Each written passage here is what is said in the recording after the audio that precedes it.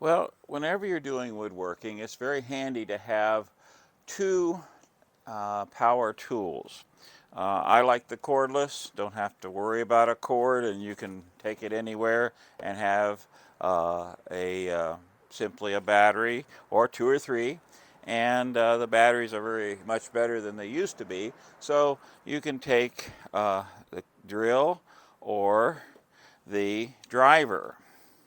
And this is a DeWalt. There are many other brands cheaper and more expensive. So what do we need, or what do we use these for? A drill is obviously used for drilling holes. So if I wanted to drill a hole, I could use a bit of any sort. And in this case, I have a set of bits. And if you'll notice at the end of them, each one, you have this end. And that end works well with your driver head. So if you're wanting to use just one, you can actually put it in there and use it this way. Okay? Or if you like, you can put it in your drill and do the same thing. Now this end is really nice if you just have one unit or one drill driver thing, so that you can switch back and forth real quickly. But it's nice to have both, because when you have both, then you can both have your drill and you can have your head for your screws or whatever else you're driving.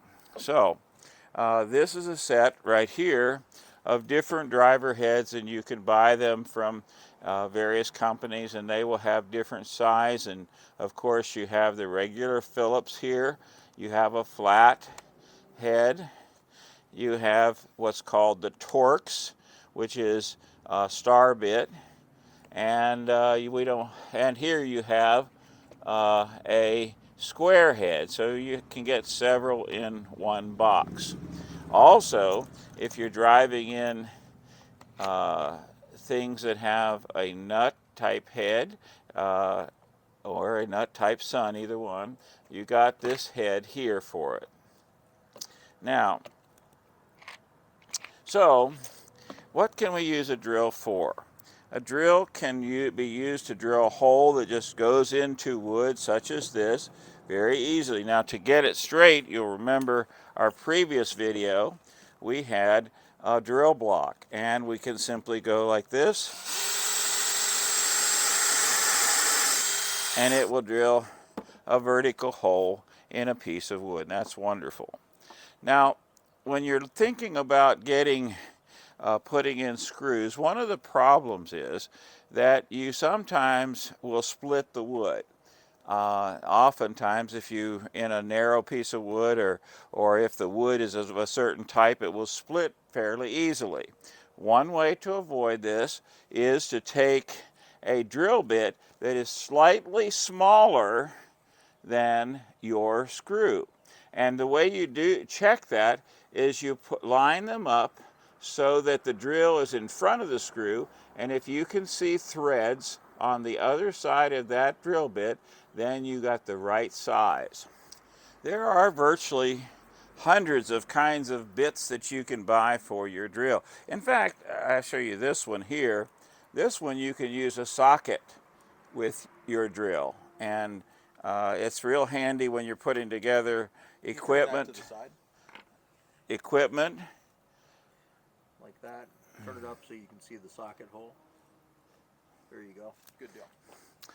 Or as my son gets all kinds of things for his kids, I'll end up having to put them together, and they come in very handy for that. You also can get a Allen wrench head, and you ever use those little Allen wrenches? They really are difficult to use, and you just turn them, and turn them, and turn them, and turn them, and but with a drill set, you can actually drive them in much quicker. You got to be just a little bit careful, because sometimes the drill is much stronger than you would be with the Allen wrench, and less careful. I think it's IKEA. Boy, they are, if you like to put things together, I know they're a good company, and they are well designed. However, they're very complicated. One other bit that I like is this one here, and this fits onto either a drill or a driver. And what you can do with this, it's a special bit that is used to start screws and countersink them so that the head will fit into that little indentation. And so you can buy those, and they're very cheap, very inexpensive. Another thing for a drill that's really handy when you're trying to figure out, I need to put a bolt all the way through something.